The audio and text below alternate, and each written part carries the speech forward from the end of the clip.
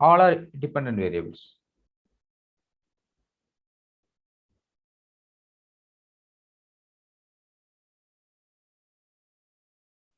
All are dependent variables. Suppose we take for 50 students marks of maths, English, chemistry, all those things. So if there is any relationship between all these marks, can be interrelationship may be measured. Okay, this is called correlation. You might have studied, right? So here all the variables are independent variables, and we find the interrelationship between the marks. Suppose we find the dimensions of the service quality. Service quality, right? There are 5 dimensions. If there is, we can find the how the any is there any relationship between the dimensions of the service quality. So here we take more than 2 variables. So this is called multivariate analysis.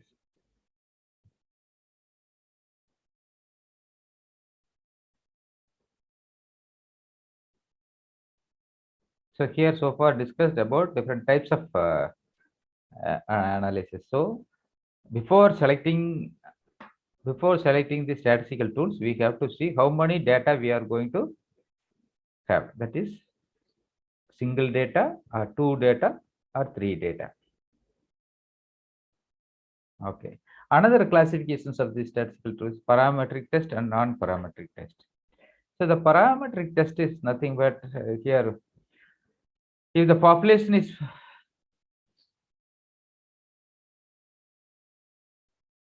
here, this is based on the distribution of the data. We classify the tools into 2, parametric test and non-parametric test. Parametric tests are those that make assumption about the parametric population distribution from the same, which is a sample is drawn, that is normally distributed. Okay, where we can apply t-test, ANOVA test, correlation.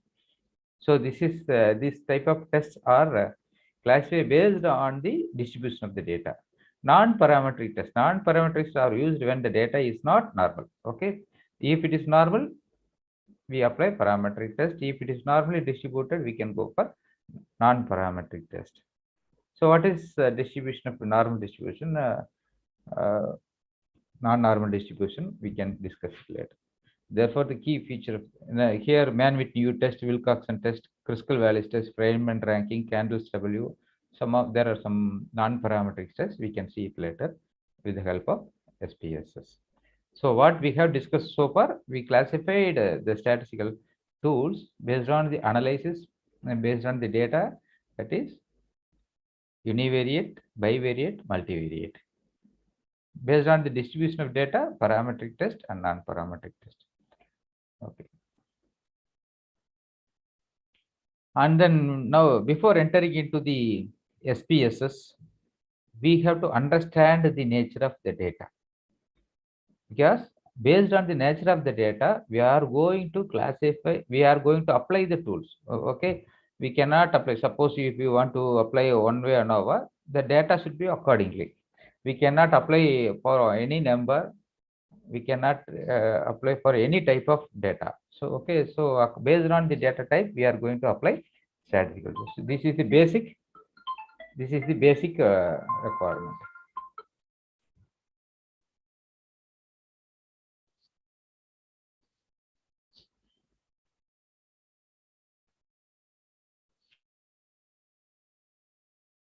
This is the basic requirement. So we should have enough idea about it. I am going to classify. I am going to say what type of statistical tools we can apply based on the data type. Okay. So there are only 3 basic.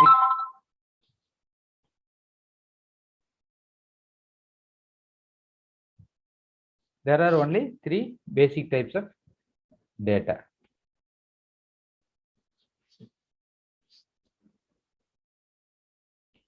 It is very simple to understand. Okay.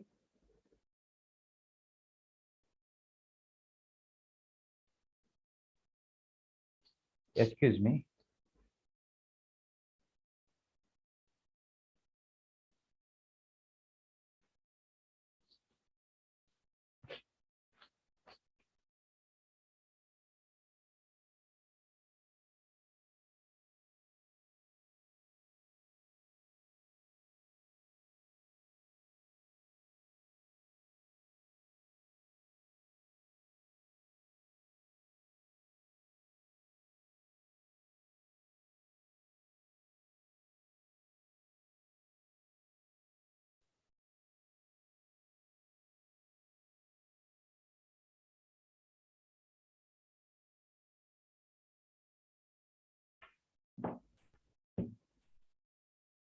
Hello, sorry for the inconvenience.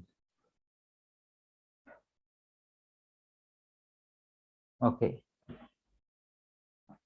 So now we are going to see different types of tools, right? Univariate. What are the tools we can apply? Univariate, bivariate, and multivariate, one by one. Before that, we need to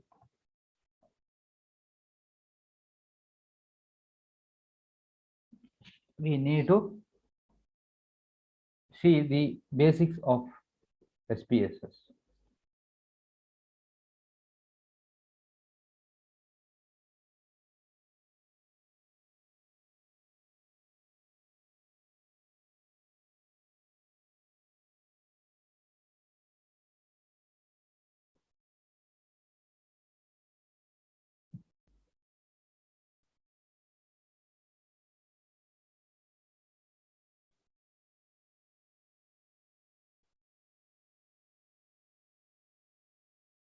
So this is the SPSS software.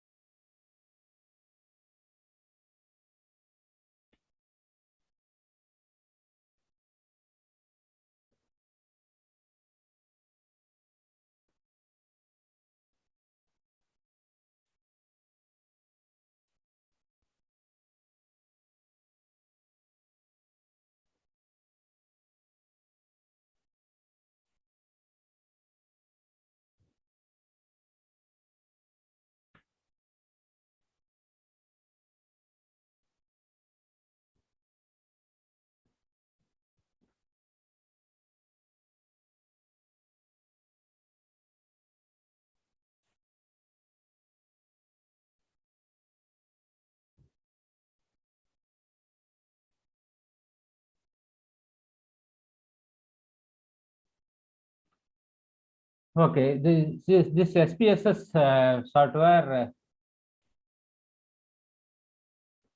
just this is just like a Excel sheet. Okay, this is a spreadsheet. We have the spreadsheet for some data, right?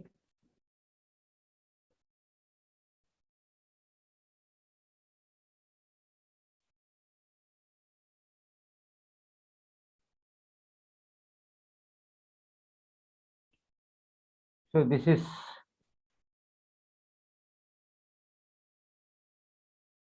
so some just like that Excel sheet, we can enter the data. Okay, so we are going to apply statistical to this data only, right? So we can add how we are going to add the statistical data and making master table. Everything we are going to discuss one by one. So this there are two views. One, this is called data.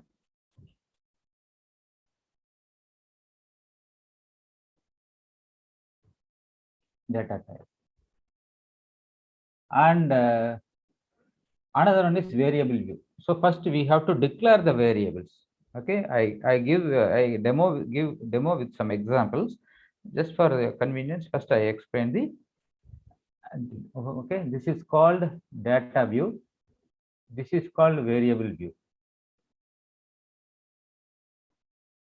So here we have to declare the variable because based on the data nature we are going to apply the tools already, as I told. The name, first name, so for age. Okay, so there are some protocol to declare the variables. It should start with the letter alpha. Okay, just we cannot give the name with numbers. Start with number 1, 2 like that. So it should be alphabet, right? It should start with alphabet. Then we can add some numbers. Age 1, 2, 3. Age 4, 3, 5. Whatever we can do it, and we cannot add any other symbols except underscore. Okay, just like that. Education qualification edu underscore education qualification like that. Okay, any other character will not be accepted. And we can declare the nature of the type of the data, whether it is numerical, comma, dot, scientific data. Mostly here we use numeric, date, string. Okay, we will be knowing about all these things. I don't want to take much time in this regard.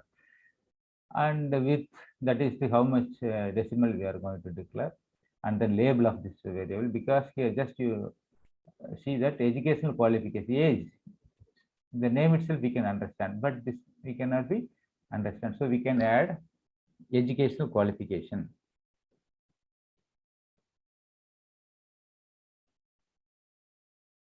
Okay, so here we declared the label educational qualification so that we can understand, because it is given in the short form, right? And the value. So if the variables are categorical, we can declare. Okay, suppose it is a gender.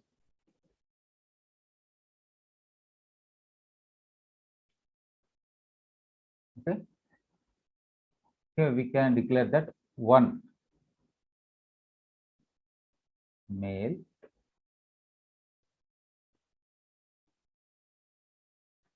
we use this value label where we apply categorical. Okay, what is categorical, what is scale? I explain you one by one.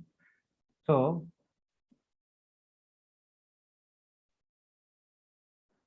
the age, educational qualification, we can, this is also categorical, right? So 1 school level, 2 undergraduation. So likewise, we third post graduation and some other category we can add. So this is called value label. And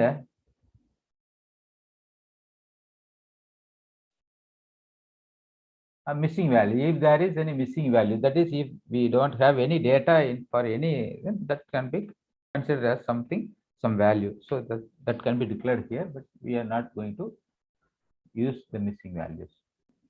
And then measurement. This is very, very important. Actually,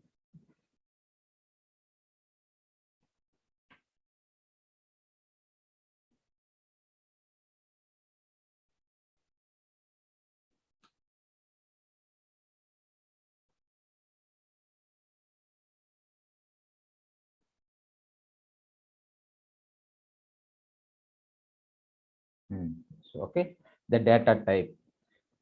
So the data that can be basically classified as a categorical and a scale. What is scale? This is scale is nothing but continuous data. Okay, somewhat we are getting the age, mark, or satisfaction score, or something. Okay, price, income. These are the scale we will be having continuous. Okay, age means it may be 10, 20, 50, 100, whatever it is. So this is called scale. Categorical data. Categorical data. Here the data will be in the categorical nature. That is category A, B, C, like that. Okay, somewhat. In the questionnaire, you might have asked, no, somewhat. In the previous example, I told you know education qualifications, school level, undergraduation, post graduation. These are different categories. Male, female. These are categories. Getting the age is scale. Getting the age is the scale, and educational qualification and gender are categorical. Okay, from the questionnaire itself, we can understand that we only ask some values, that is called scale. When we give some options A, B, C, like that, this is called categorical. Okay, so basically we classify into two. In the categorical, there are two types. One is ordinal, another one is nominal. What is ordinal value? What is nominal value? So these three things will be given in your SPSS. From the picture itself, we can understand. Here, just you the picture for scale. Okay. So this is a continuous data. This is the symbol is for a continuous data. That may be 10 or 15 or 20 or 70, whatever it is. So it is between interval. Okay. And the ordinal data and nominal data. Here we are grouping. So this is categorical. But these categorical values will be different. Just you look at this ordinal. Okay, small, there are three bars, right? Blue, yellow, red. 3 bars in different height. That means we are grouping the respondent based on some values. Okay, suppose example, we group the respondent based on their age, that is young age, middle age, and old age. So the first young age people will be having lesser age, middle age group will be having somewhat little higher, and old age people having more age, right? So here this categorical value will show some differentiation.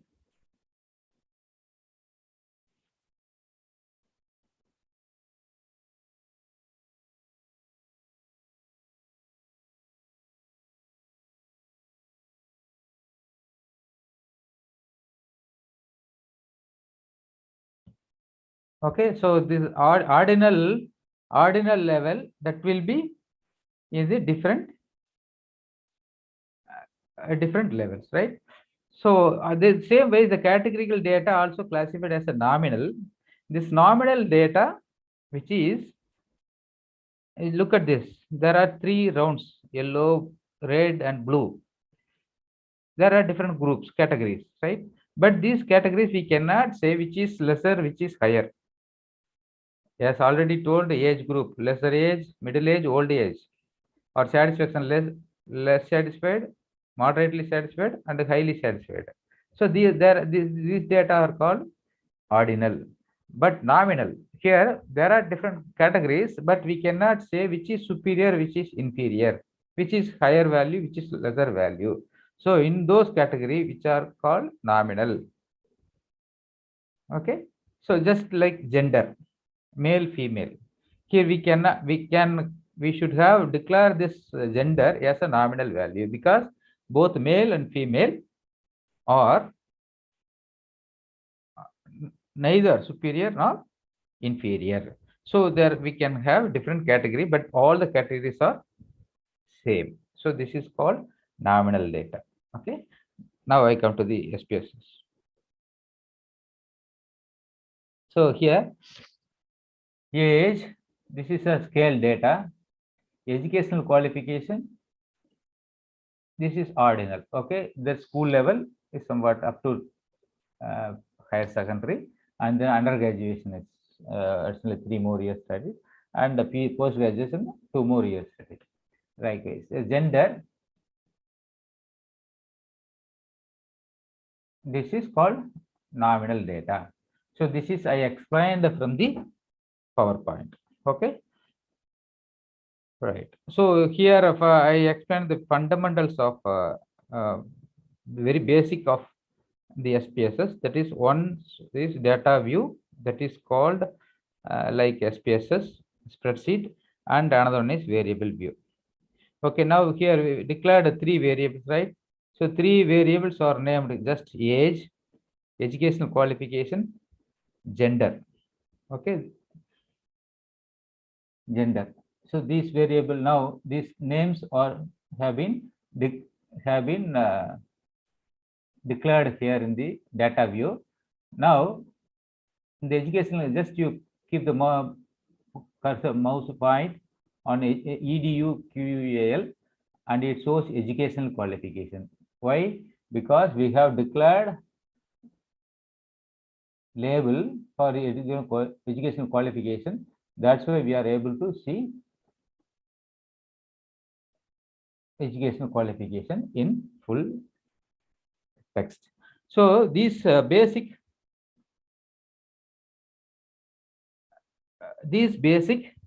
data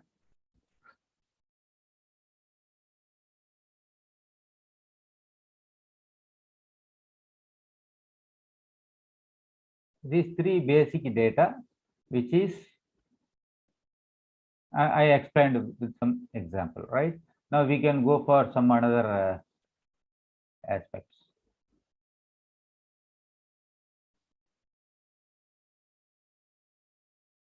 So now we understand what are the different types of data we have. Accordingly, we are going to talk about different types of tools. Okay. statistical tools. We are going to have some discussion from our 2 days program. Based on the types of the analysis, we are going to discuss one by one: univariate, bivariate, and multivariate. There are n number of statistical tools available. These are the tools we mostly use in different aspects. So that's why we are going to have, because within 2 days we can cover only these areas. We can go one by one. First, univariate statistics. That is, you have, as already we discussed, univariate statistics is nothing but a data which is analysis which is going to be applied on single variable: age, sales, income, whatever it is. Okay. What are the univariate tools? Very famous: simple percentage. So simple percentage and descriptive statistics. In general, commonly we say this is descriptive statistics includes mean, median, skewness, standard deviation, kurtosis, and one sample t-test. We discuss one by one. Okay, no problem. In the bivariate, with the two variables, we can apply chi-square test, t-test, ANOVA test, simple correlation, and simple regression. In case of multivariate tools, multivariate techniques, we can apply multiple correlation, multiple regression, cluster factor analysis, discriminant analysis, ANCOVA, MANOVA, and there are so many things are there. We can see one by one.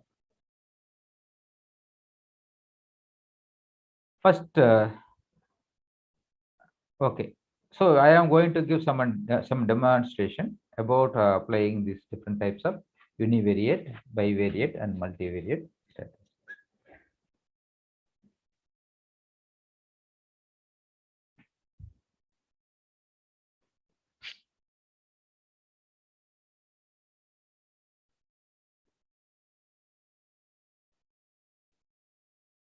For simple understanding, okay, I have prepared a questionnaire.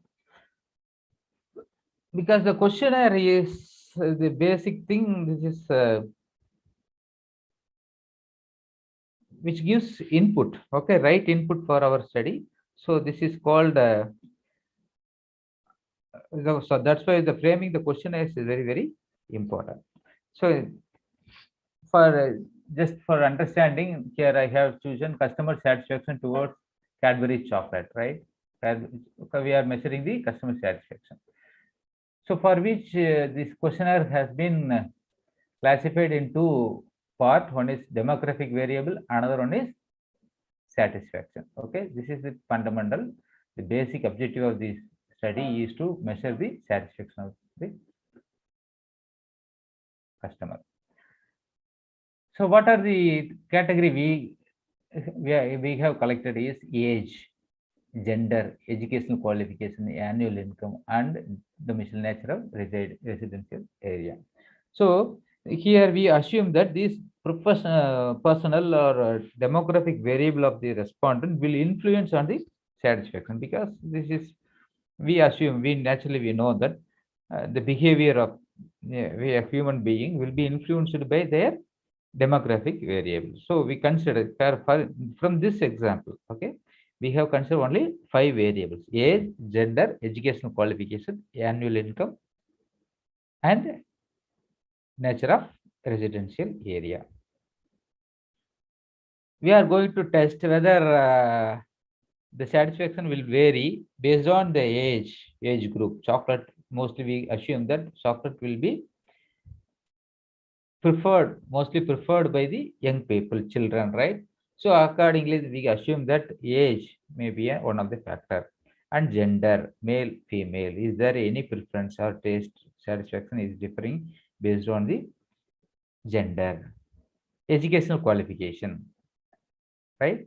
School level, that is, yes, already we discussed. Is there any differentiation on the satisfaction based on the educational qualification, annual income, and domicile? Okay, what we have to note one thing is, here age and annual income of the family has been asked in the form of open-ended question. Okay. So the age, it may be whatever the number, 25, 75, whatever it is. Annual income, it may be 1 lakh or 11 lakh, something. So here we collect the data in numbers in open type. So this data type will be the, ultimately we are going to get the data type scale. Can you understand that? So I already explained from the SPSS, this data type will be in the form of scale. And then gender, right? Gender, male or female or transgender, whatever it is. Definitely it will be the categorical. So the categorical nature of the data we are going to have, right? And the educational qualification, as we told, this categorical variable, school level, undergraduate, postgraduate, this is another type of categorical variable. Domicile is a categorical variable. So here we collect the information, the data from the respondent, categorical and open data. So if it is in the categorical, the male, we male respondent will be considered as a 1 and female is 2. School level 1, undergraduation 2, post graduation 3. In the domicile, under urban area is 1, semi-urban 2, rural 3. Okay, so we are going to change these values into numbers. This is called coding. While making a master table, you know that the data, what the data we are acquiring from the uh, respondent, that will be converted, the information will be converted into numbers, is called coding. So we are converting the result as a code number, and then we put it in the master table. Okay, I hope that you can understand, and I will show the result also. And to measure the satisfaction, okay, the satisfaction may be very less or very high or moderate, something, whatever it may be. So here we mostly all the researchers will be using scaling technique. Okay, the so Likert scale is maybe a 2 scale, 3 scale, 5 scale, 7 scale, 9 scale, whatever it may be. When the number of scales increasing, the result will be accurate. Can you understand? Yes or no? So where the respondents are allowed to say either 1 or 2. So their accuracy will be very less. But this the yes or no or something will be asked of based on the nature of the question, right? But when we measure the satisfaction, behavior, or problem, something, we can, when you use more number of scales, it will be accurate. So here the 5 scale techniques, here in this example we used 5 scale technique, very high to very low. So if that is the satisfaction is measured with 5 scale, this 5 scale or converted into coding as like very low is 1, low is 2, moderate 3, high 4, very high 5, right? So when the score is more, we can assume that satisfaction is more. When the score is 1 or 2, we can understand that satisfaction is very less. So we here 10 statements are given in the statements are given to measure the satisfaction, right? Price, taste, smell, color, package, availability, energy, and the ingredients, varieties available, offers and other promotions given by the company, and for health reason, right? So there are 10 factors we are considering to measure the satisfaction. So for each and every factor, the respondent will be giving some opinion. If they are highly satisfied for all the statements, they will be getting 5, 5, 5, 5. Okay, or otherwise, according to the level they're pointing out. They're pointing out, right? So the total score will be calculated. According to the total score, the satisfaction will be measured. Okay, I hope that you can understand. So first part, we declare the demographic variable, and another part we are using 5-point Likert scale through which we measure the satisfaction of the customers in different dimensions towards the Cadbury's chocolate.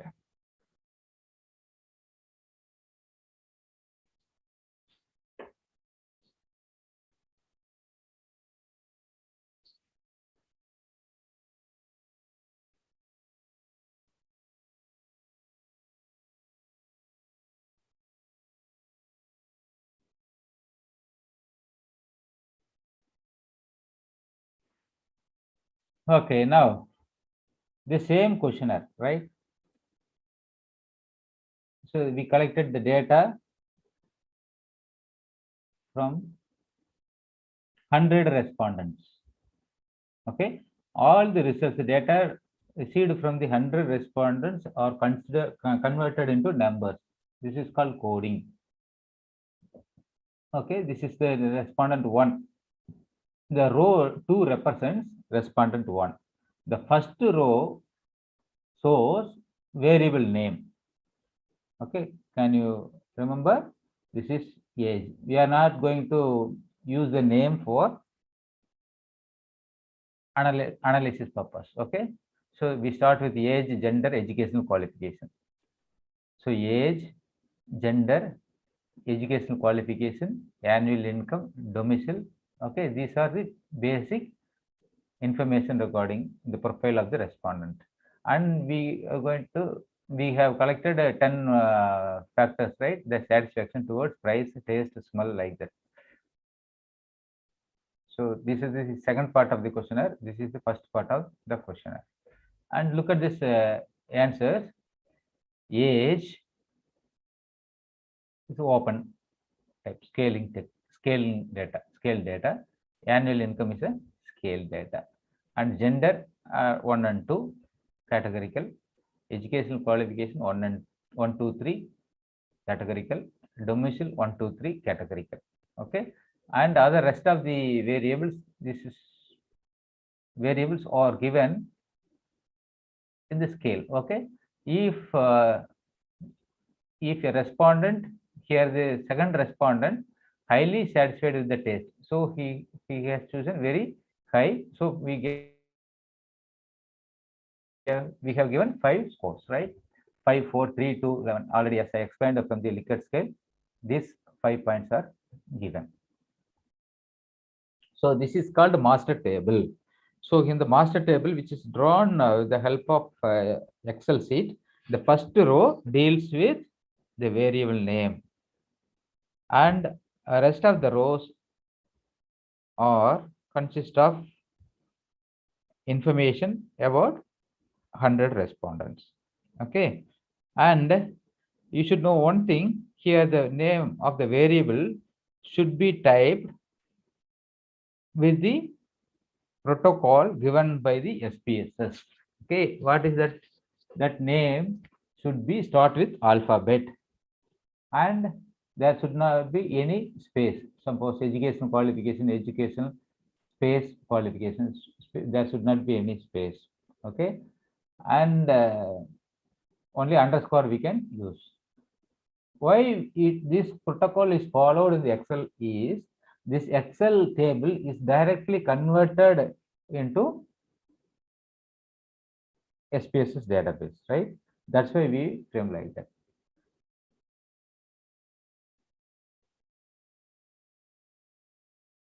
Okay, now I am going to open the SPSS. I am going to open the data in the SPSS.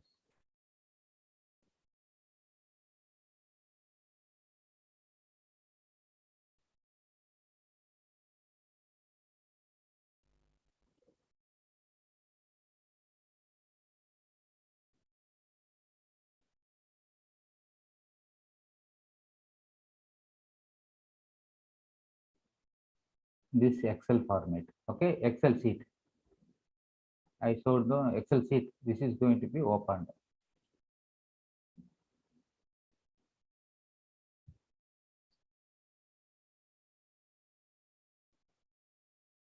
Now it asks the worksheet column 1, read variable name from the first row of the data.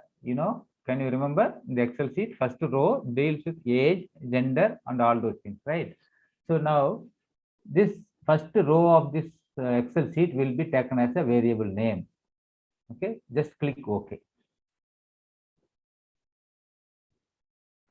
Now just you look at this: the age, gender, educational qualification, annual income, domicile, price, taste, smell, color. So that's why I asked you to declare the variable of the first row of the Excel sheet Yes, yes, the protocol followed in the SPSS, or otherwise here you will get some error. Okay, if there is any space or any other invalid data is given, that will not be accepted. All right.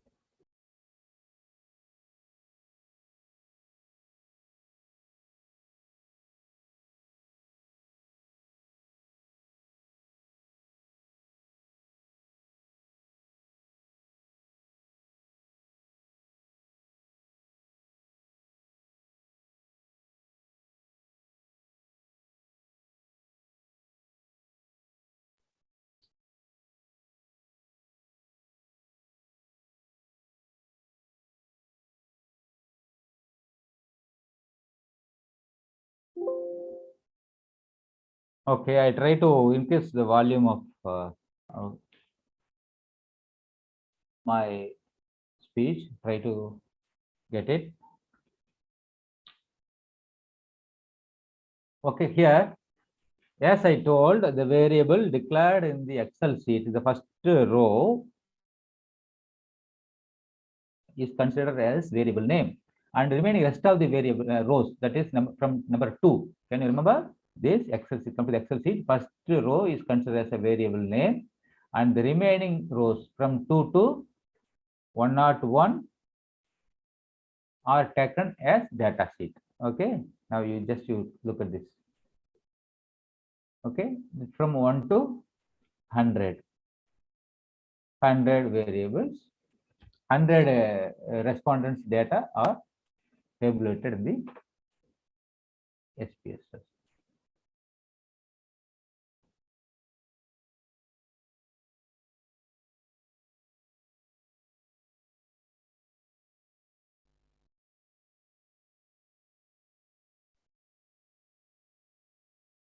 Okay, just for your simple convenient view, I have reduced the column width, right? Okay, so this age, gender, educational annual income, domicile, these are the demographic variable of the respondent, and these 10 factors are considered for measuring the satisfaction of the customer. Okay, so now we have tabulated the variables, the collected data and the coding, converted as coding, and we tabulated in SPSS. So this is already I told variable view. You come to the variable view. These default names are taken from the SPSS, sorry, Excel sheet, and the data type should be numeric. Just you look at once, check it. Something, if there is any typographical error, if there is any letter is typed, then not defaultly this type will be taken as a string, right? So you should convert into numeric, because only the numeric values can be done in different purpose, right? Suppose we want to add, here we have 10 factors for measuring satisfaction. So the total satisfaction will be arrived by adding these 10 factors, right? What is the total score of the satisfaction of the first respondent? So the first respondent, come here. This is the first respondent, right? What will be his total satisfaction? This 10 factor should be computed. Okay, once we compute all, we add sum of all these 10 factors, his total satisfaction may be measured. So such a way here we are going, we may need to add these 10 factors for all the respondents, right? So only once if the data is given in the numeric value, we can do some manipulation. So that's why we convert the values into code numbers and we make it the master table. So now we are ready. Okay, so the questionnaire, whatever it is that can be made in numbers, we put it into the, now you come to the variable part. This is variable, all are numeric with 12 decimal 0. Okay, if there is any decimal value you need, you can do it. At this moment, you will get two decimal 25.00 like that. If any fractional value is there, you can add decimal. And here, educational qualification.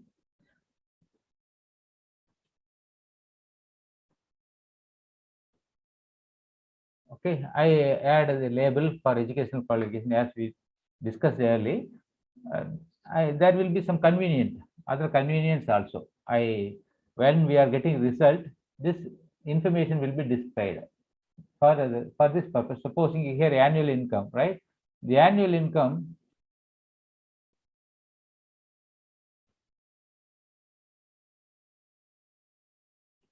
SANINC. In this situation, we should have typed it as annual income of the respondent in the label, right? But I didn't give it. What will be the result? What is the effect of giving label and not giving the label? You can see later one by one. And the gender,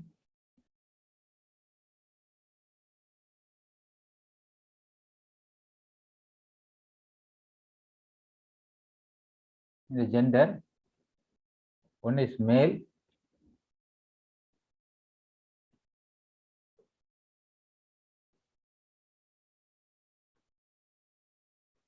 two is female. Educational qualification.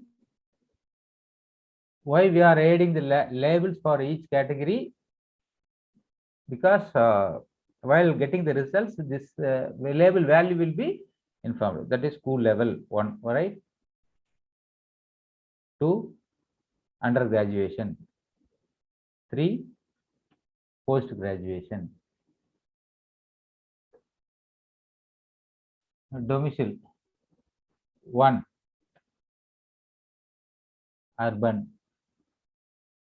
2, semi-urban. 3, rural.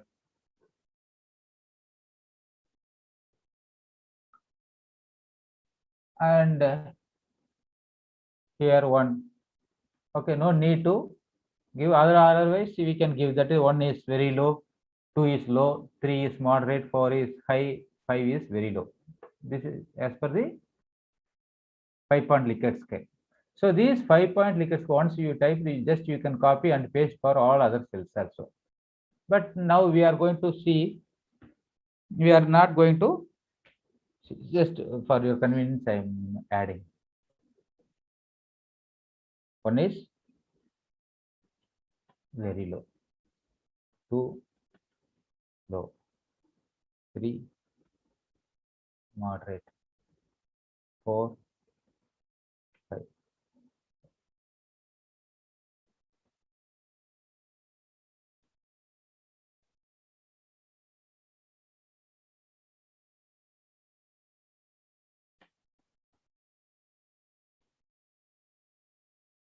So I added this 5-point Likert scales values and copy all the other 9 variables also. And now we are in the position to declare the data type. Age is a scale, you know it. Gender is nominal. Educational qualification is nominal or ordinal, because school, UG, post graduation. Annual income is a scale value. Domicile is nominal, because we cannot say the people living in the rural and urban or having different values. Both are having same values. And then price test. These values are arrived from the 5-point Likert test. So this is called ordinal. Do you agree? Because less satisfied, no? Low satisfaction and high satisfaction. So this is a scale. So this is called ordinal. So now we finally prepared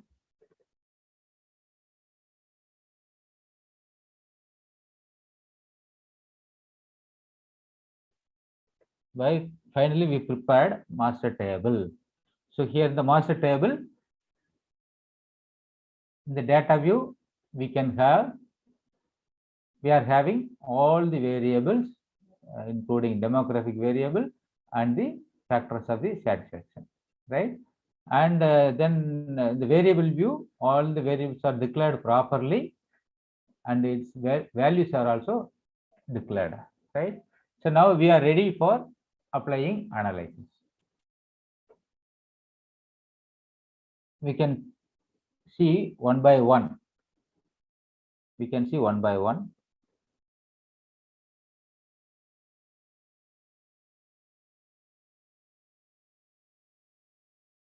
Univariate analysis.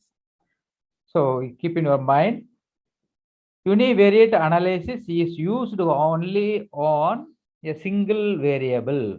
Single variable. So what is the single variable here in the example?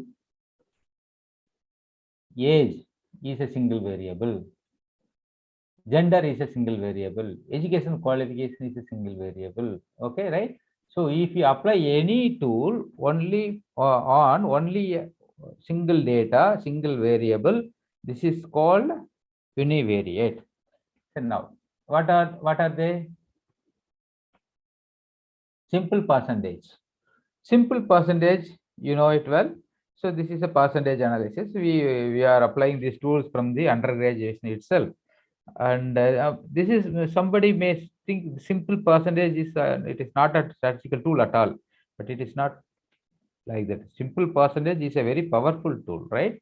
Even you see the different magazines, dailies regarding the stock market or anything, the percentage analysis know how, what is the proportion of this by suppose foreign, what is the percentage of share of the foreign institutional investors, what is the share of the domestic investor, mutual fund, retail investor. So everything is given in the percentage.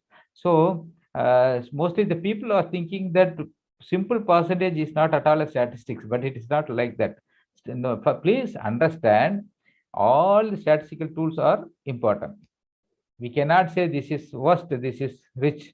Okay, because based on the requirement, we are going to apply the tool. Okay, so simple percentage, mean, median, range, skewness, kurtosis, standard deviation, one sample t. These are some example of univariate statistics. I give some demonstration one by one. Okay, a simple percentage.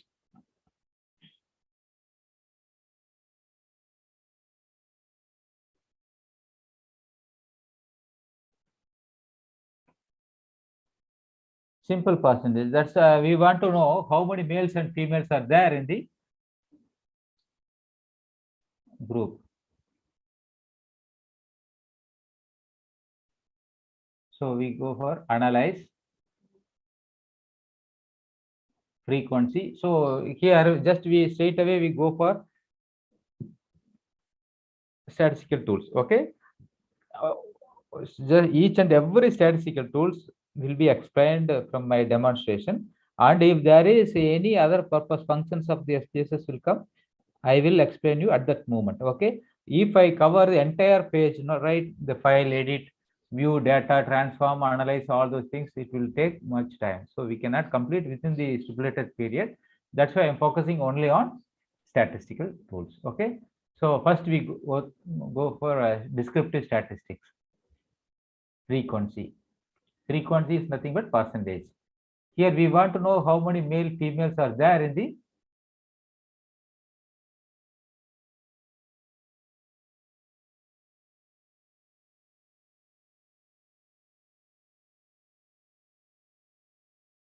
analyze frequency. Could you see this? Please move this window away from the shared application.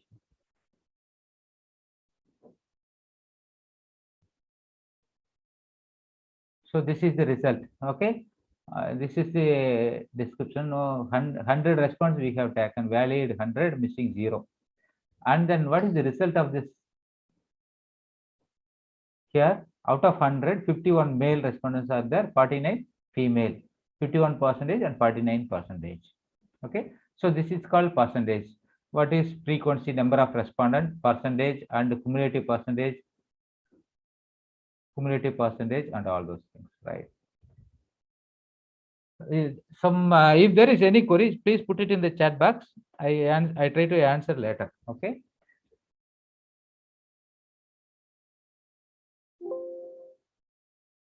So here I presented about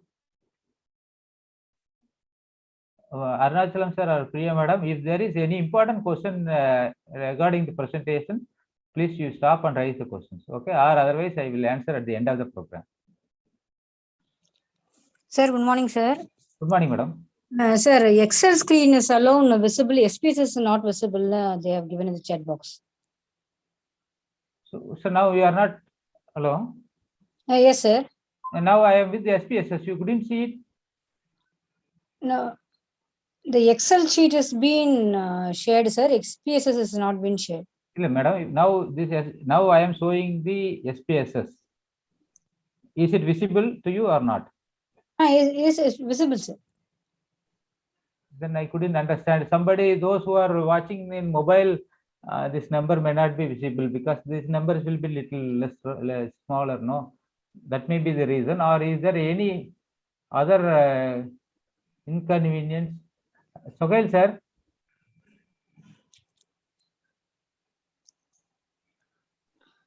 Professor Sohail.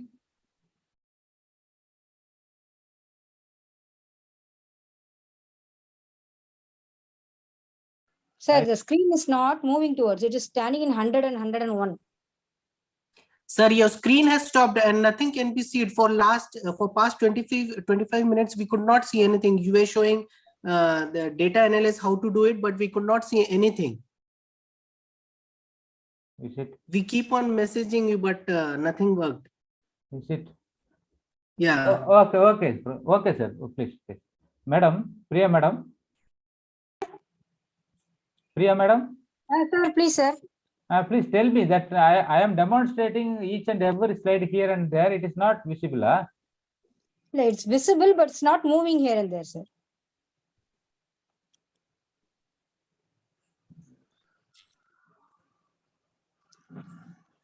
So,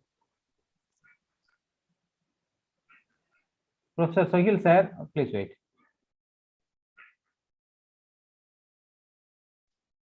Sir, for last 25 minutes, what you did, we could not understand anything. Sorry, sir. It should be. Sorry, I didn't watch that. What is going there? Only I focusing on my presentation. That may be somewhat problem.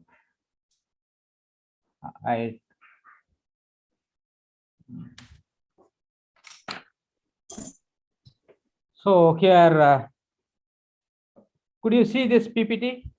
Please, Priya madam. PPT is visible, sir. Okay. So already 20 minutes is. So as Sohail sir informed that the 20 minutes is not reached the audience, I think so. So I try to cover it again. So with a small thing, right? So sorry, sir. Okay, the univariate analysis. There are different types of tools we are going to see one by one. And previously I explained how the data are collected through the questionnaire. So the questionnaire is having two parts. This is demographic variables and the satisfaction measuring the satisfaction with 5-point Likert scale. Could you see this, Priya madam? Yes, sir. PPT is visible, sir. So what about this Word file? Now the screen shared is PPT, sir. Univariate analysis, and you have some points there. Principal percentage, simple percentage, mean, median. Right.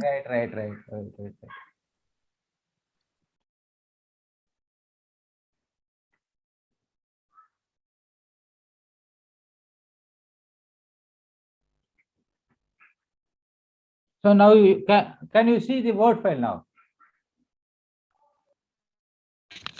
Sorry. Okay, sir. Thank you, sir. Okay, I try to complete it very fast, right? So this is the questionnaire we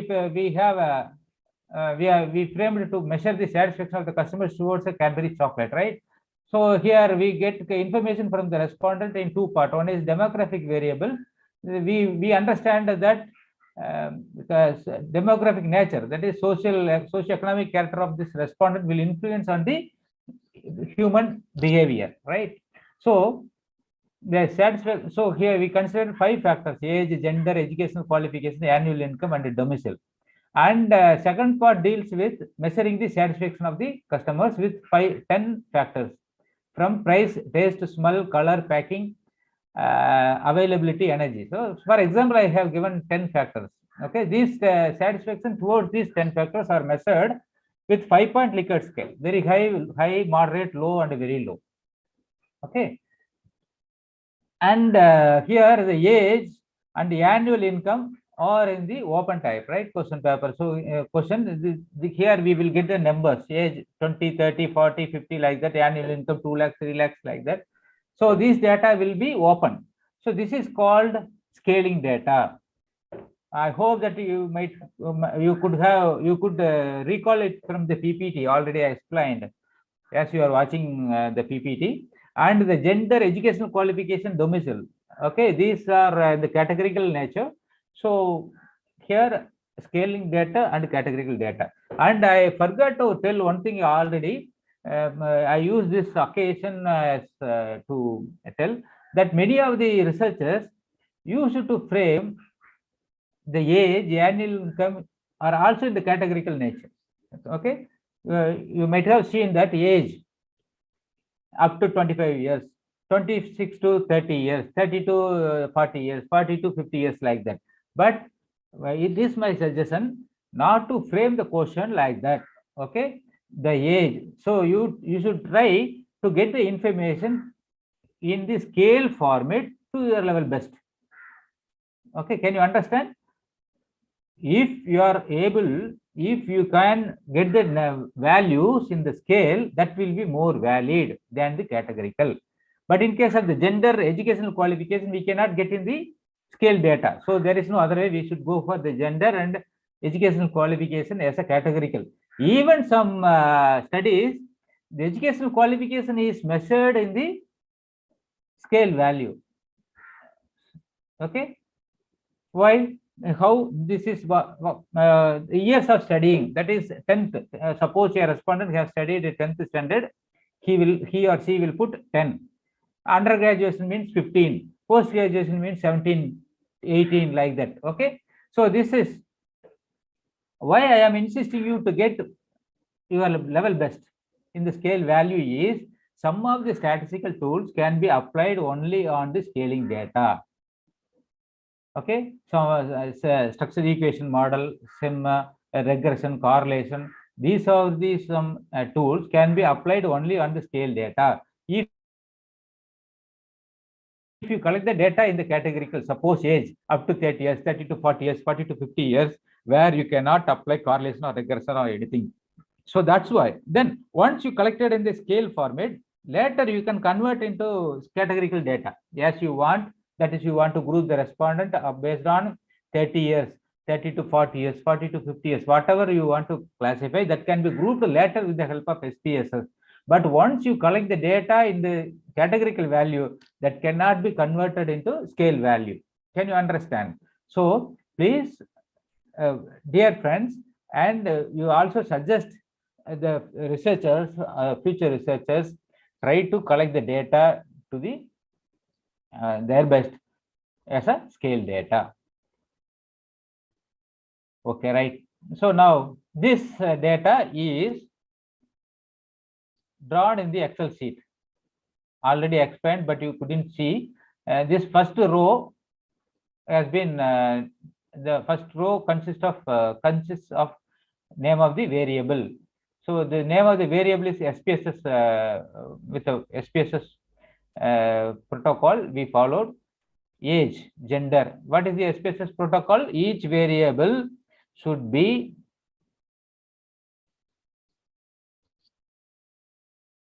name should start with alphabet. Okay, should start with alphabet, or any other space or any other character will not be accepted except underscore. Here we have added no education edu underscore QUAL. So this is the protocol we should follow while declaring the name of the variable. So accordingly, these variables are named in the first row. and the remaining the data are received from the 100 respondent from row 2 to 101. 100 respondents data are converted into coding. I already explained, you may be knowing, okay, I need not to explain. So the age and income already in the skill data, and gender, educational qualification are converted as a code 1 2 1 2 3 1 2 3 like that. So in the Excel, this is given, then so the values are converted into numbers. This is called coding. Now we open the file. Okay, sorry, I close it and come again.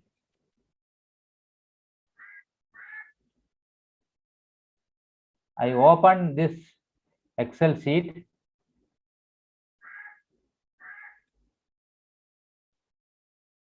So this is the Excel sheet I explained you already. So while opening the Excel sheet, it will ask you that read variable as name as the first row as data. Okay, that is, we type no age, gender, that will be taken as a variable name. Just you click OK. Now you can see the new master table, age, gender. What we prepared a master table in Excel that is converted as a SPSS package, SPSS database, right?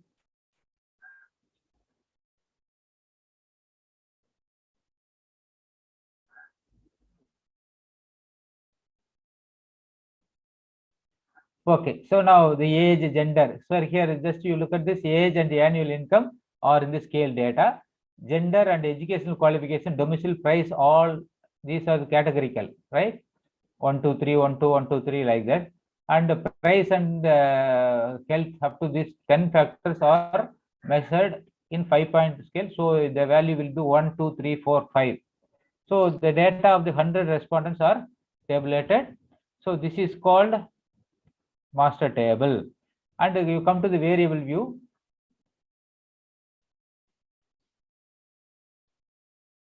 Already I declared.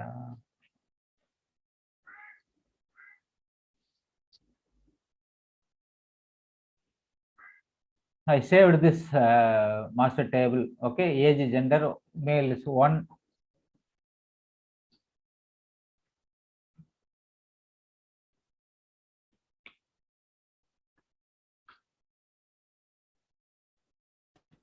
So now I have given the value. Okay, 1 is male, 2 is female. The value, the educational qualification.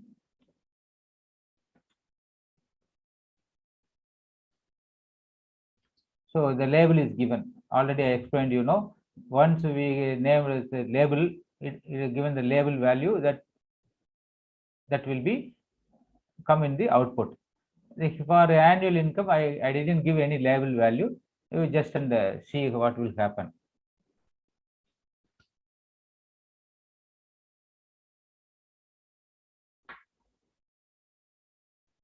Okay.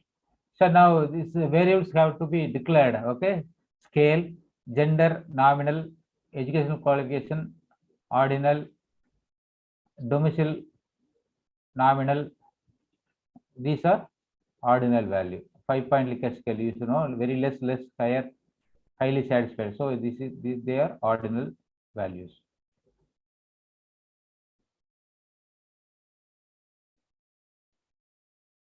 So we declared the table and finalized the master table. Sorry for the inconvenience. This much I already shared. I discussed it without sharing my PPT. Okay, right now. Now we go for univariate analysis. Univariate analysis, these are the very basic thing. I already told you, know, simple percentage is one of the powerful statistical tools. We cannot ignore it. How this simple percentage statistics is used? So just we want to know how many male and female are there in the thing, right? Okay, so we take gender.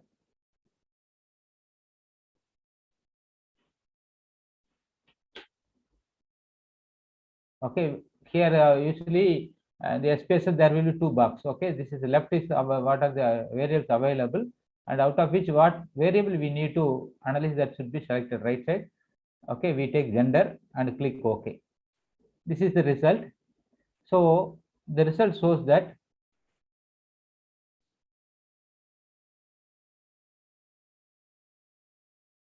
result shows that 51 males are there and 49 females are there in the 100 respondent.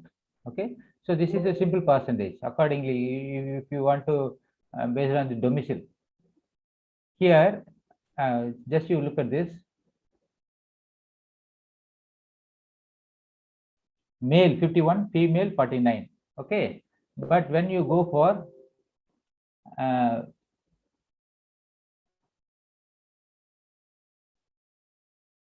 domicile, for example, here the value 1, 2, 3 only number is given. It is not declared as urban, rural, semi-urban. Why? Because here we have not declared values. Okay, 1 urban, 2 semi-urban, 3 rural. Click OK. Now see the result.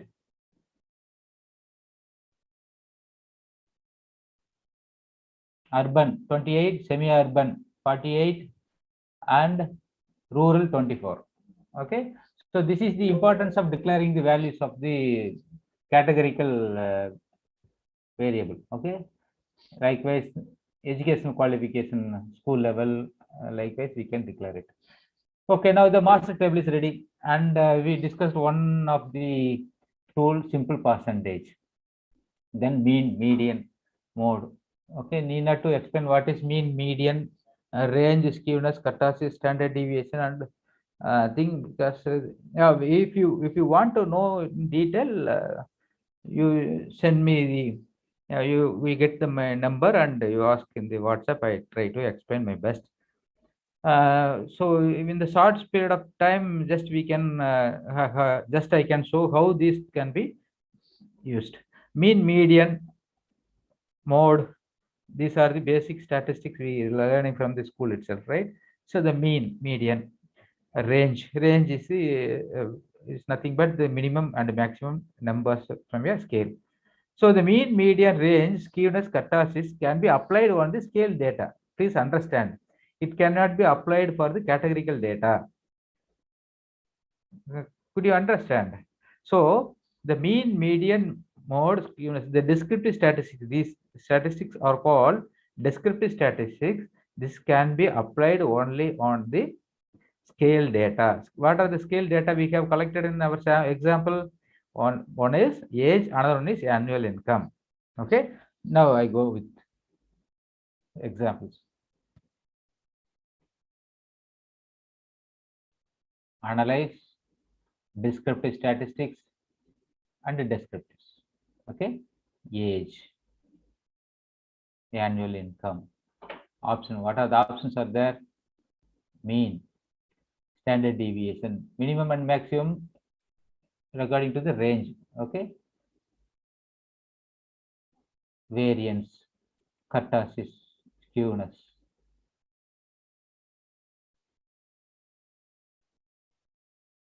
Age and income are taken, right?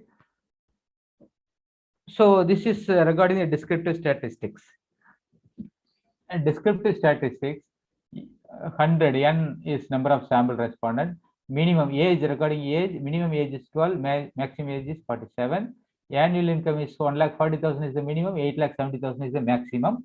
And the mean, what is the average age of the respondent? 26.76. And what is the average income? 3,91,000 something, right? So standard deviation, that is the deviation which is from the mean. Out of the 100 respondent, how the age, the age is varying between 12 and 47. You know how this variation is differ from the mean. That is mean 26.76. That is calculated as standard deviation, right? 8.491. So actually this is very high deviation, right? So we can understand that this standard deviation shows that the age of the respondents is highly varying. That is from 12 to 47. Okay. Suppose if this average is 26, right? See, if most of the respondent is nearby the 26, that is 24, 25, 27, 28, like that, the deviation will be very less. If the respondent age is 12, nearby 12 and 47, more number of respondents, the deviation will be more. The variation is nothing but the standard deviation divided by mean. So through which how much deviation according to the mean is there. Okay, 72 is very, very high. So we can understand from this descriptive statistics, this age of the respondents are highly varying. And then skewness and kurtosis.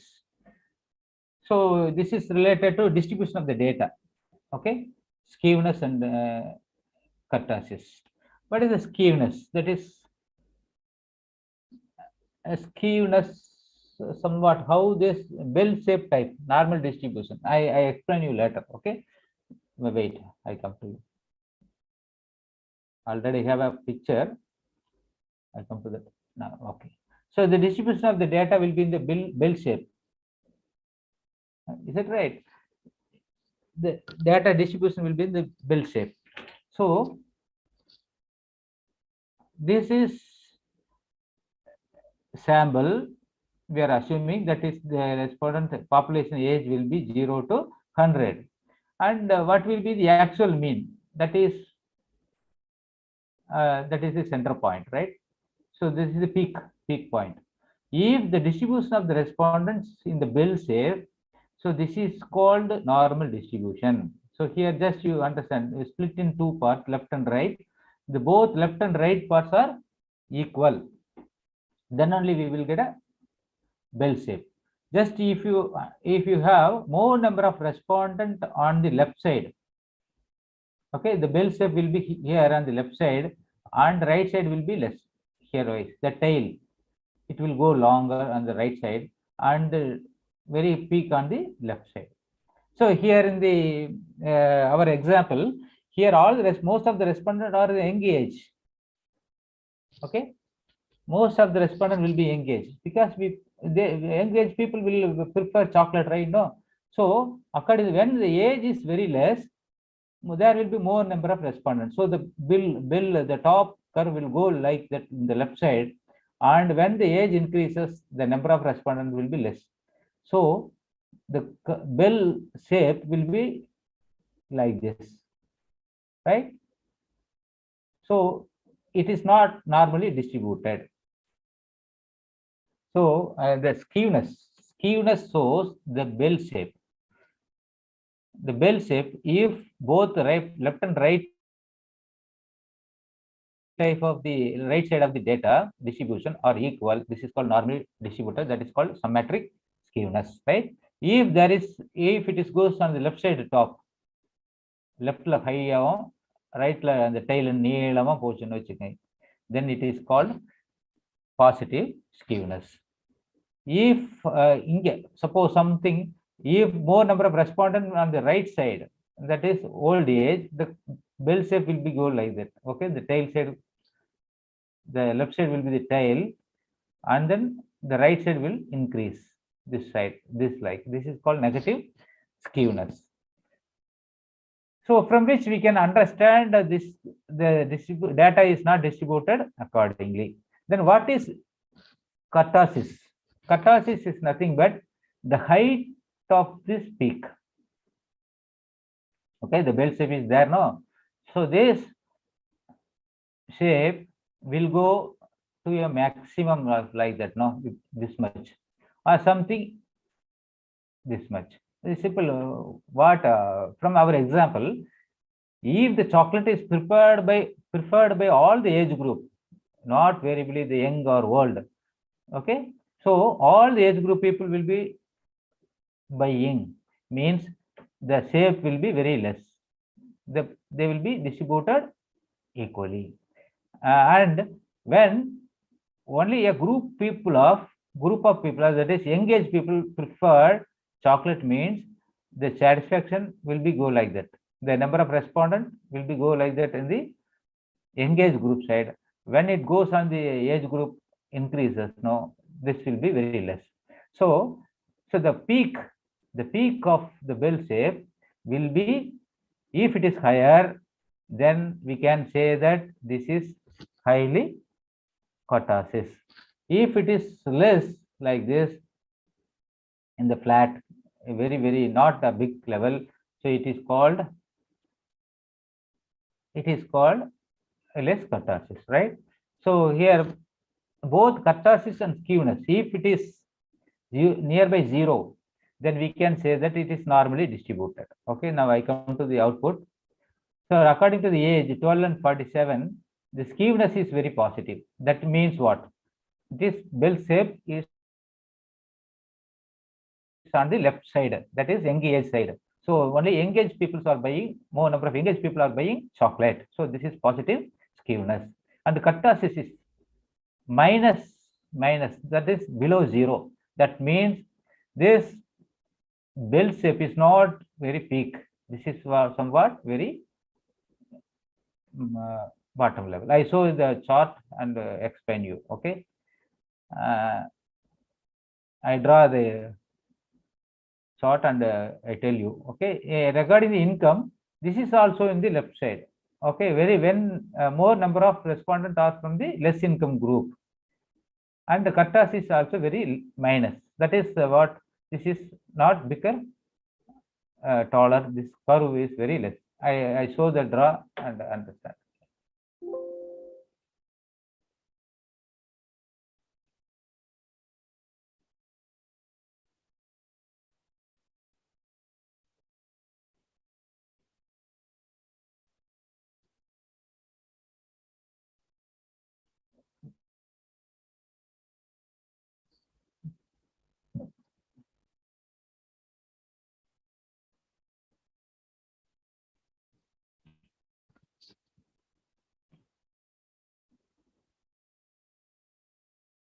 The skewness already I know previous output I explained, skewness 0.2 kurtosis minus. So this, just you look at this chart, histogram chart is there. It explains the skewness. Okay, so this is the middle. So where is the weightage? On the left side. Regarding the age, just take the two part, split into two part. The left side has more weightage. Can you understand? This right side is very less number of respondents. So that's why we say this is called positive skewness. Okay, but actually for normal distribution, the skewness should be in the bell shape. Both left and right are equal, but it is not normally distributed. This is called positive skewness. And regarding the income, even in the income, this much of there is a big line is here. Okay, on the right side there is a small bar only there. That is very less number of respondents on the higher income side. Only less income group people are more. So this is called also positive skewness. Regarding the kurtosis, so here this bar, no, there is no much variation. Okay, somewhat there may be some little looking, but while go through the entire thing, somewhat it is not big higher, and there is also. Okay, so if the kurtosis is more than 1, 2 like that, okay, we can say that this is very high. This is very high, or otherwise 0 and less means we can say that there is no much kurtosis.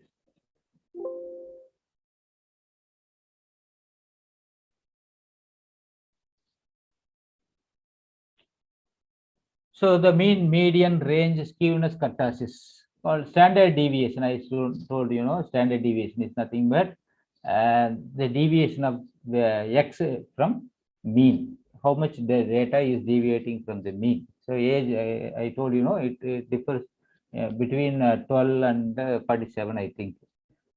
So the average is 26, right? So how this data is varying from the mean is called the standard deviation. So these are some of the examples for univariate statistics. Okay, only two things. One is in the descriptive statistics frequency, Another one is descriptive. Okay, these are the basic two way applying univariate analysis. And another one univariate analysis is that is with single data we can apply one sample t-test. One sample t-test. So the test, any statistics called test, that is t-test, z-test, one-way ANOVA, or anything, okay, regression, correlation, or these are the tools used to test the hypothesis. So that's why we say test. The framing the hypothesis and testing its validity can be done through these tests. Okay, so one sample t-test. One sample t-test is nothing but it is applied on single data. Take for example, there is a price. This is a price. Okay. Here we assume that the satisfaction towards the price is collected in 5 points. That is 1, 2, 3, 4, 5. You can remember, I think, right? It is measured in 5 scale. So what will be the expectation?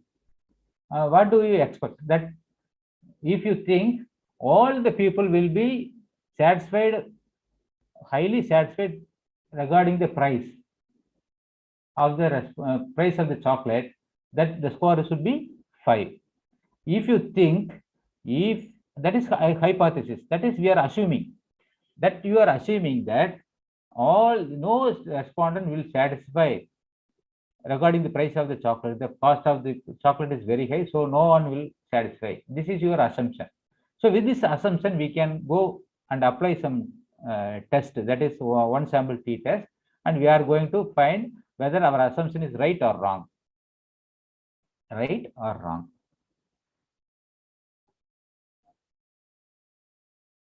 So for which you go with comparative mean. One sample t-test. Okay. So just we are going to take only one sample. So that's why we say it is a univariate statistics. So regarding the price, we take the price. So the price will be in the between 1 and 5. Right. So the mean will be any number between 1 and 5. Can you do you agree? That is, a respondent can give 1, 2, 3, 4, 5, or only with these 5 numbers he can answer. So the average will be only between these 5 numbers. So what do you expect? If you expect that all the respondent will be happy, that is, they are highly satisfied, the score will be 5. So the test value 5. Here the box is there now, test value. So the test value is 5. That means we are assuming that all the respondent will be highly satisfied. This is our hypothesis. Okay. Now we apply one sample t-test. That is 95%. I explain what is hypothesis, what is confidential level, right? Before going for discussion, I explain what is hypothesis, because framing the hypothesis is very, very important before applying the statistical tools. After this univariate analysis, I explain all these things, right? So the option is that then we take price and we are assuming that test value will be 5. Then okay. So 100 respondent we have chosen.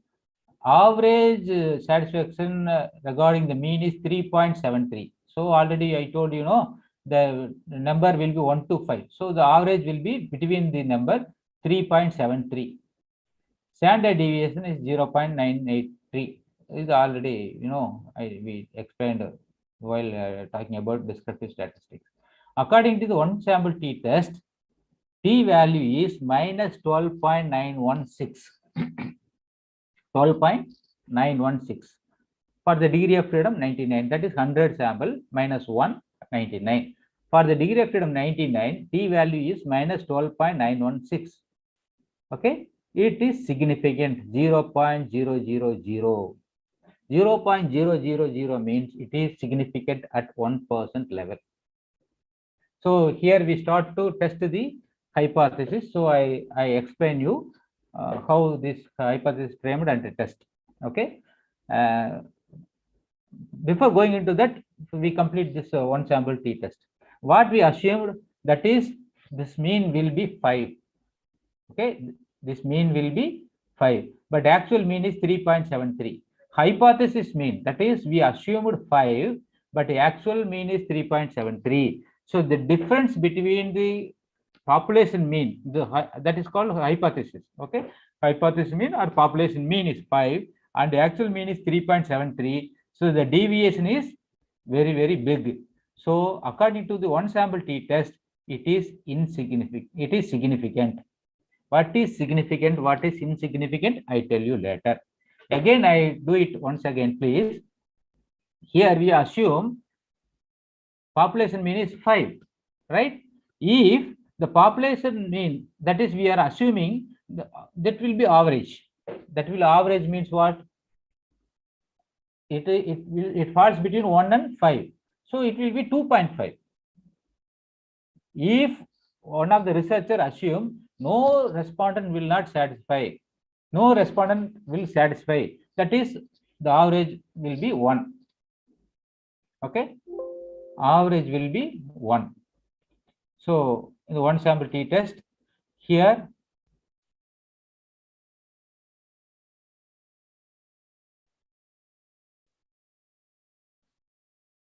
sorry, independent data.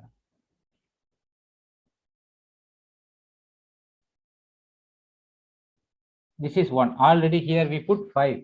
So the actual mean is 3.73 something, right?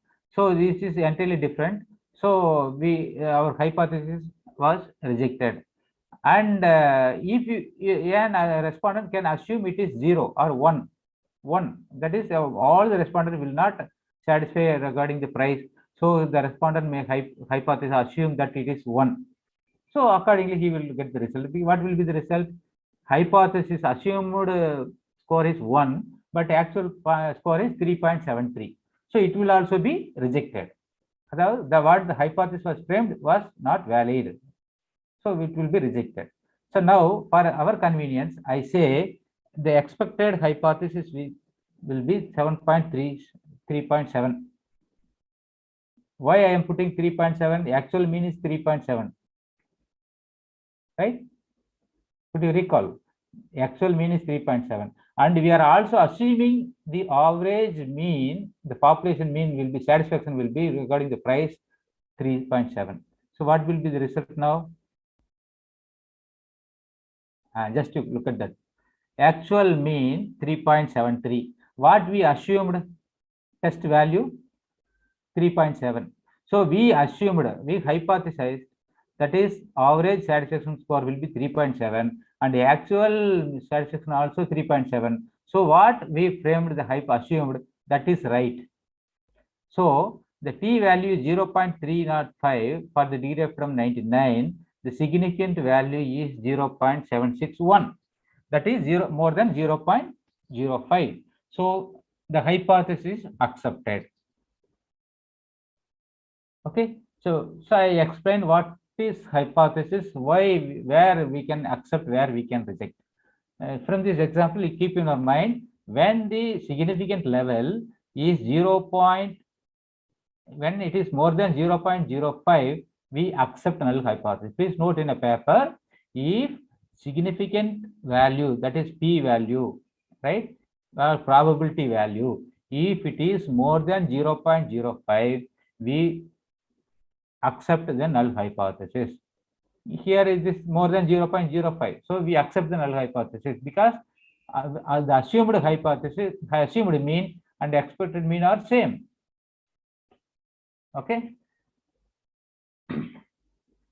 When we put the test value 5, the value was 0, 0, 0. The t value was minus 12 point something, and significant value was 0.000. So we reject the hypothesis. That is what we assumed, what actual are entirely different. Okay. So now, before going to discuss about different tests, we should know what is hypothesis, what is testing hypothesis. Okay. So hypothesis is nothing but assumption. As I mentioned now, we in the previous example, we assumed that the people towards satisfaction towards the price of the chocolate will be same or not same, something. Okay, we can assume in any aspect. That is, we say hypothesis can be a null hypothesis or alternative hypothesis. Please, friends, understand we should always from null hypothesis. Why we should frame null hypothesis? I explain you, right? Suppose in the previous example, we the null for the previous example, the null hypothesis will be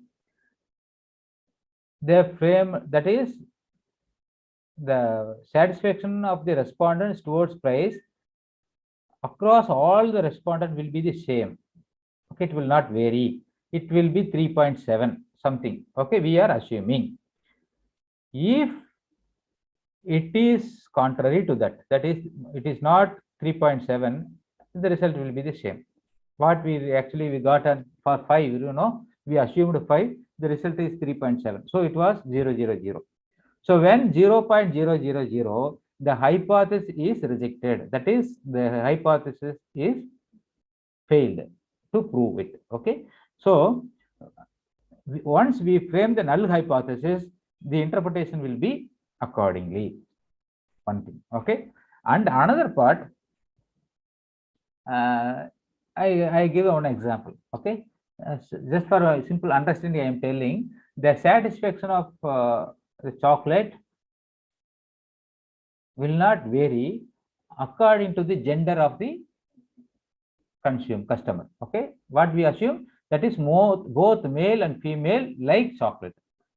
So this is called null hypothesis because we are not biased. We are not supporting male or female. So the satisfaction of the customers will not vary based on the male or female gender. Okay, this is null. So if you frame this hypothesis, the statistical result, test result will be support or reject. Okay, something you can get it. Suppose if you frame null alternative hypothesis, that you are assuming that male will be male respondent will be satisfied more than female, or female respondent will be satisfied more than male respondent. Okay, this is called alternative because you are biased. You are telling male will be more or female will be more. In this case, for both the case, the result will be reject, means you cannot find whether that is a male or female. For in the statistical result, both male or female, or either both male or neither female have more satisfaction, your hypothesis will be rejected. But you cannot say. Can you understand? If male respondent highly satisfied or female respondent are highly satisfied, in both the case your test result will be rejected. So when you frame the alternative hypothesis, you cannot find whether the result support this one or that one. So that's why we all the statistical the research experts say we should frame null hypothesis. Okay, so null hypothesis. And you come to this chart. This is bell-shaped distribution of the respondent, distribution of the sample. See, if 95% confidence level means what? Out of this distribution, if the error, okay, if comes out of the 95%, okay, that is alpha, the alpha value. If alpha value is 0.05, that is what? 5%. 5 by 100 is called 0.05. If the alpha value is 0.05 or less or more, 0.05 more, we assume that the mean comes this point, this level, okay, this 95% level. So we accept the hypothesis. When the result comes this 5% level, that is within, if it is less than 0.05, we reject the null hypothesis. Okay, I explain in the next slide. 5% level. Okay, 5% level, 1% level. That is confidence level is 5% level of significance means what? What? Confidence level is 95%. That is 0.95. Significance level is 5%. The remaining 5% is significant. That is 0.05. While testing the 1% level of significance, confidence level will be 0.99. Significance level is 0.01. So, if the output, the significant value,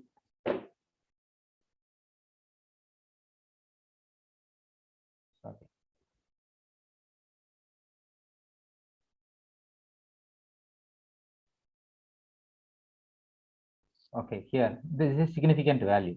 This is 0.791. This is more than 0.05, right? Yes, it is more than 0.05. We accept the null hypothesis. That is, the result come this side.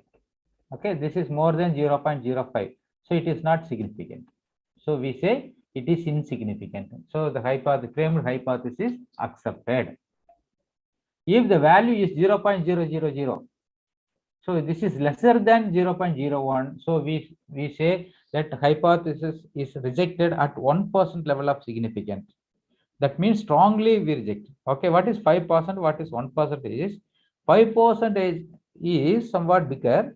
1% level of significance says that is highly variating. Okay, just I explain from this.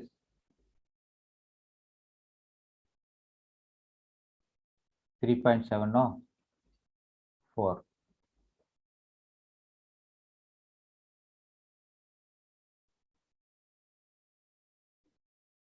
This is significant value is 0.007. So this is also 0.05. So this is 1% level.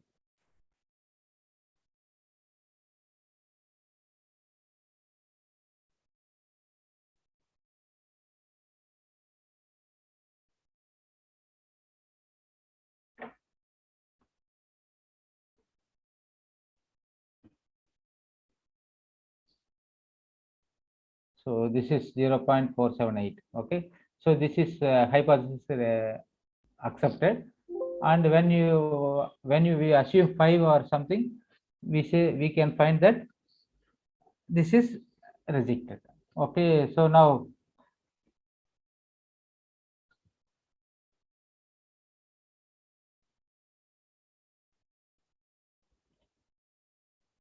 I explained univariate statistics. So once again, before going into another step, I want to recall all those things. What we have discussed so far is different types of analysis. That is bivariate, univariate, bivariate, multivariate. What is univariate, bivariate, multivariate? We discussed, and then we talked about parametric, non-parametric tests, and then we discussed about different types of data. Okay, and then we looked into one sample questionnaire, and we made in the we made as a master table in the Excel, and this is converted into SPSS. Okay, declared variables and all those things we have seen so far. And after taking the master table, we discussed about univariate statistics. Univariate statistics are applied on the single variable, that is called simple percentage, mean, median, range, skewness, kurtosis, standard deviation, and one sample t-test. Okay, so these are the tests we apply for testing hypothesis. So, and I explained what is hypothesis, why should we frame null hypothesis, and how we are interpreting from the results of the SPSS to find the validity of the hypothesis. Hypothesis can be anything, either alternative or null. That is our convenient. Okay. Usually from the previous studies, we can predict that young people will satisfaction of the young customer will be more than the old customer towards the chocolate, but the result will be something different. Okay. So so while go through the previous studies and the experience, we can perceive something.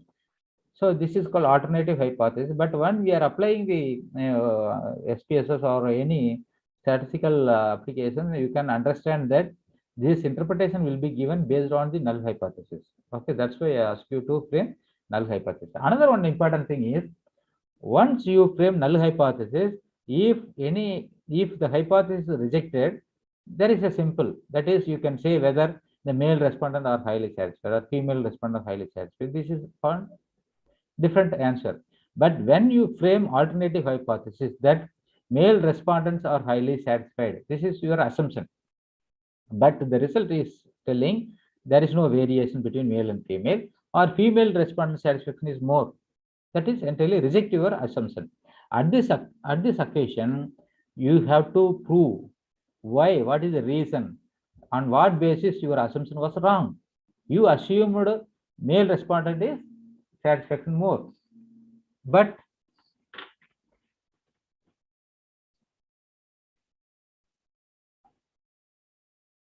male respondent is more, but here male respondent will be more. So at this occasion, when your hypothesis is rejected, you have to prove it. That's why for your safety, convenience, we are asking to frame null hypothesis. Okay.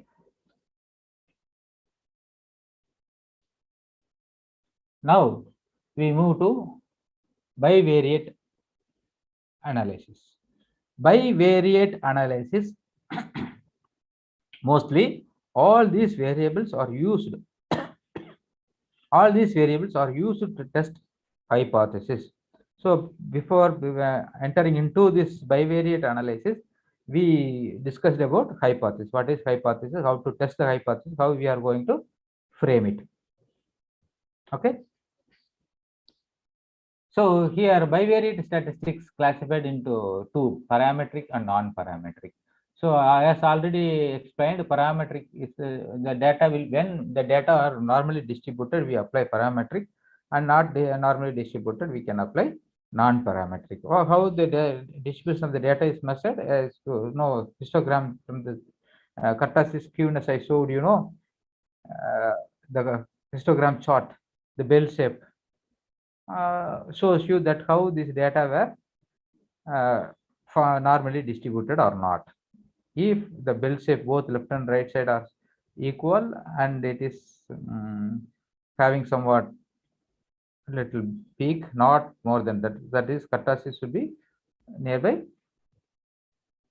0. Okay, if it is more than that 2, 3, 4, that will be very big kurtosis. So somewhat from this kurtosis and skewness, we can find the normal distribution of the data. So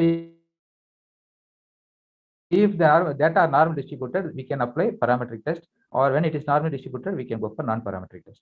What are parametric tests? These are most commonly used: chi-square test, t-test, and z-test. Both are same. One-way ANOVA, simple correlation, simple regression. Now, what is simple correlation, simple regression? Simple correlation and simple regressions are applied only with two variables, okay, x and y. When we apply correlation regression more than two variables, that it will be called multiple correlation or multiple regression, right? Multiple correlation or multiple regression. So that is called multivariate analysis. Now we are talking about bivariate analysis. So we take only two variables. Only two variables are analyzed with the help of chi-square, t-test, z-test, one-way ANOVA, simple correlation, and simple regression. And in case of non-parametric tests, Wilcoxon test, Mann-Whitney U test, Kruskal-Wallis test, Friedman test, and Candace W test, and some other tests are there. We are going to see one by one. So now we go with parametric test. This is SPSS. So in the comparative mean, okay, one sample t-test is univariate. already we talked about. Independent sample t-test, paired sample t-test, one-way ANOVA. These are bivariate analysis. Okay, we see one by one. And then correlation,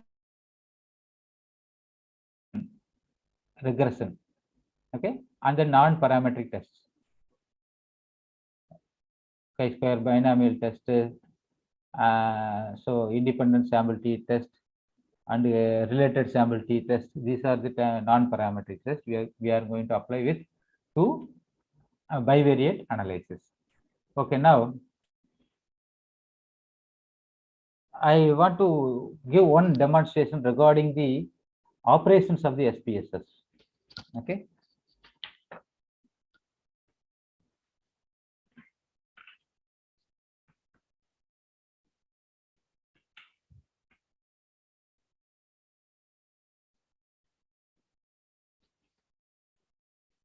So now we have collected 10 satisfaction towards 10 factors from price to health.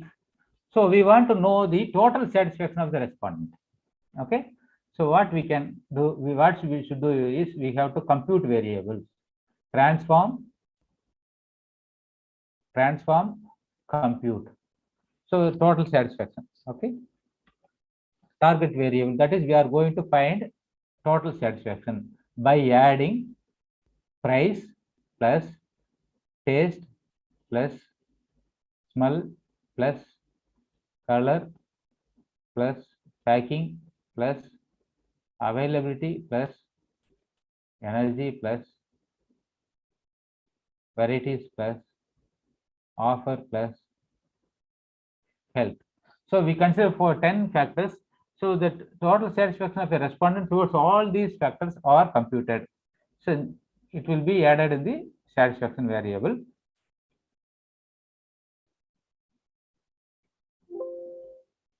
Now you look at here. Okay, we get a new variable called satisfaction. So this is the total of these 10 variables are given, computed, summed up and given as a separate variable as satisfaction.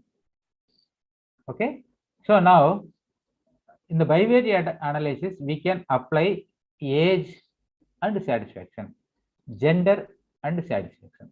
Okay, so now before going into this selection of the tools, where I told you know chi-square, t-test, one-way ANOVA, simple correlation, simple regression. So here these tools are selected based on the nature of the data. I told you already, you cannot apply chi-square for all the type of data, t-test or z-test for all the type of data. Okay, so based on the nature of the data, you can apply chi-square or t-test, one-way ANOVA. What are they? I explain you here.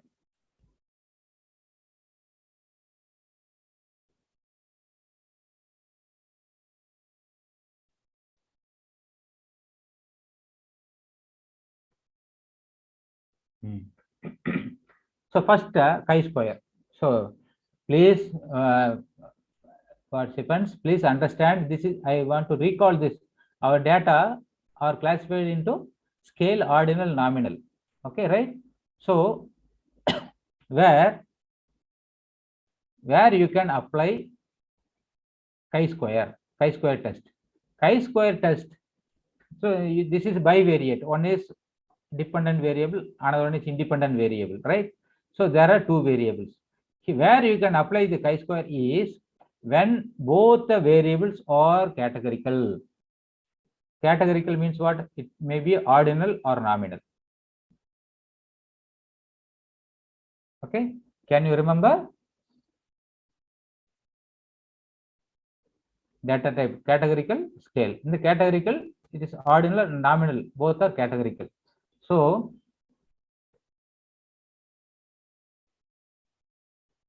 chi-square is applied when both the dependent and independent variables are in the categorical nature. So you can't apply the scale data.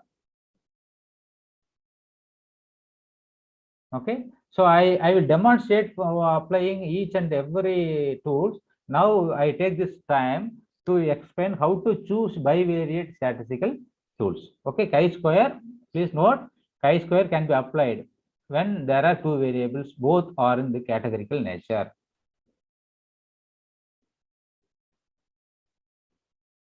I explain you later. And then regarding to the t-test, z-test and one-way ANOVA, where independent variable should be categorical and a dependent variable should be scale. Can you understand? When both the dependent and independent variables are categorical, we apply chi-square test. When we have independent variables in the categorical nature, whether it is ordinal or nominal, and the dependent variable is scale. Here in the example, age, gender are independent variable. Satisfaction is called a dependent variable, right? So here the dependent variable in the scale format and scale type and independent variable in the categorical nature, we can apply t-test and z-test.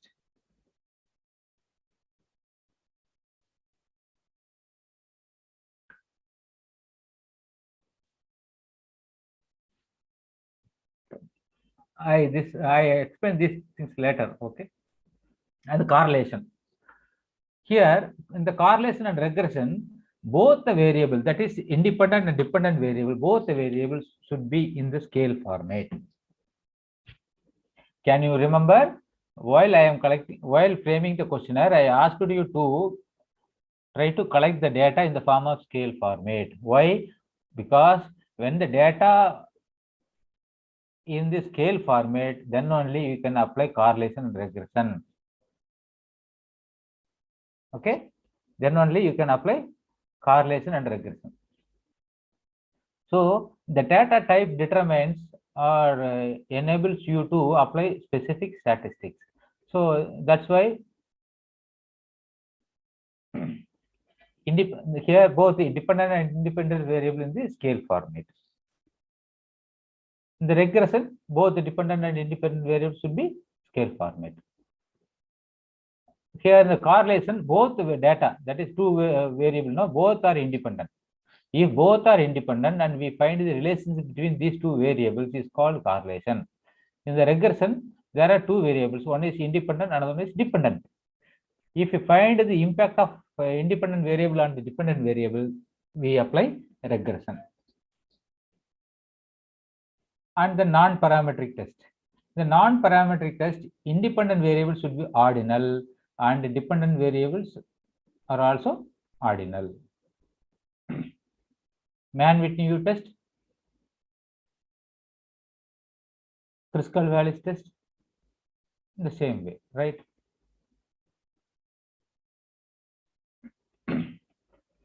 This is somewhat, when I go very fast, you may there may be some difficult, but please note it. I give the demonstration tomorrow. Okay, I give the demonstration in detail about the different tests tomorrow with the example. But you have to note this point today and keep it in your mind. I explain why all these things. Chi-square, two bivariate, chi-square, both dependent and independent variables are categorical. Okay, and next in case of t-test and z-test and one-way ANOVA, both the independent variables are categorical and dependent variable in the scale format. But what is t-test, what is z-test, what is one-way ANOVA? There are some little difference between these tests, but all these three tests are applied in the same for the same format, right? I explain it with some example later. Now here it is given. What is the difference between t-test and z-test and one-way ANOVA? Here, the independent variable. Okay, I come to you with this questionnaire. This is called independent variable, right? These independent variables influencing on the satisfaction dependent variable, right? So in the independent variables, some in data are two categories, that is gender, male and female. Educational qualification in three categories: school level, undergraduation, post graduation. Domicile in three categories: right? But in the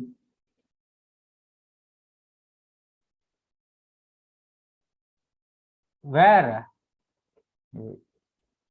here independent variables should be the categorical nature, right? So educational qualification, gender, and domicile are in the categorical nature, that can be taken as independent variable. Dependent variable should be scale, that is satisfaction. So now we are going to see whether the satisfaction is differentiating or differ based on the gender or educational qualification, like that. Okay. So now, what is the difference between T test, Z test, and one-way ANOVA? T test and Z test are same. T test and Z test are same. We are not going to apply different tools for T and Z in the SPSS. According to SPSS, both are same. Okay, that is independent sample T test is there, right? In the analysis, independent comparative mean, independent sample T test. Okay. So there are two variables. I do the demonstration tomorrow, just you understand what is T and Z. Both T and T test and Z test is applied by comparative independent sample T test. I explained you now. But what is the difference is, if the sample size is up to 30, this is called T test. If the sample size is more than 30, now from an example, we have collected the data from 30 respondents, sorry, 100 respondents, So the sample size is more than 30. So this is called Z test. If the sample size is 30 and less, it is called T test. That's all. But in case of the SPSS, only one method, that is we are going to apply with the independent sample, independent T test. Okay. So this is the difference between T and Z. But when the independent variable is having more than two category, so two groups, two group means what? Male and female. So here we have taken, this is a categorical value variable with two categories. This is with three categories, this is three categories. In case of the T and Z, we can apply for gender. So this is with the two categories. When there are more than two categories, 3, 4, 5, whatever it is, where we should go with one-way ANOVA. So this is the difference between TZ and one-way ANOVA. It is explained with the chart. The suitability of the TZ one-way ANOVA is identified with the categories. If the independent variable with two groups, that is male and female example, we apply T and Z. If the sample size is 30 and less, we say it is a T test. If the sample size is more than 30, we call it as a Z test. Okay. But when the independent variable like education qualification with the three category, domicile with the three category, where we should go with one-way ANOVA, where we cannot apply T test and Z test. So this is the difference. Okay. So here one independent variable should be categorical, dependent variable should be scale. And out of this structure, we have to apply T, Z and one-way based on the suitability.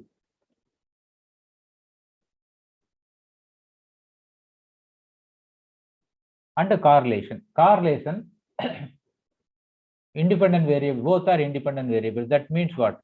Both the variables are acting independently. One variable is not influencing or depending on any other variable. Okay. So in this case, is there some in the school level, the college level, we have studied, no? Is there any correlation between the marks, English mark and maths mark secured by the students of a class? So both marks are independent, but we are assuming there is a correlation or no correlation, something. Then finally we will get there is a positive correlation, negative correlation. Both variables are independent. But in case of regression, there are two data variable One is independent, another one is dependent. That is consumer income and their spending level. So we assume that when the income is more, they will be spend more.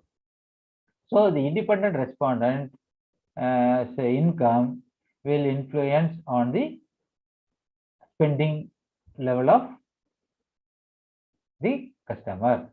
So this is income is influencing, so it is called independent variable, and their spending is depending on the income.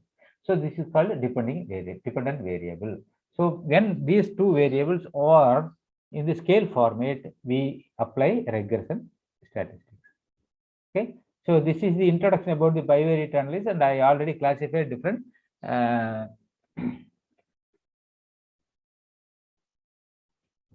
Here I explained what is chi-square, what is TZ, one way and over simple correlation and simple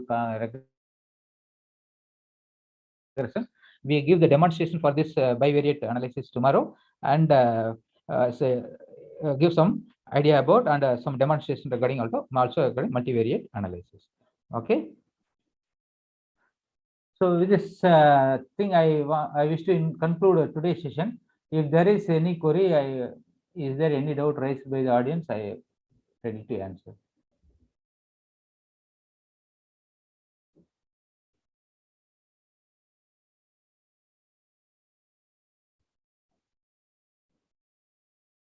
Priya Madam, Arunachalam sir, are you there? Sir, yes, sir. The participants, they can raise their questions in the chat box.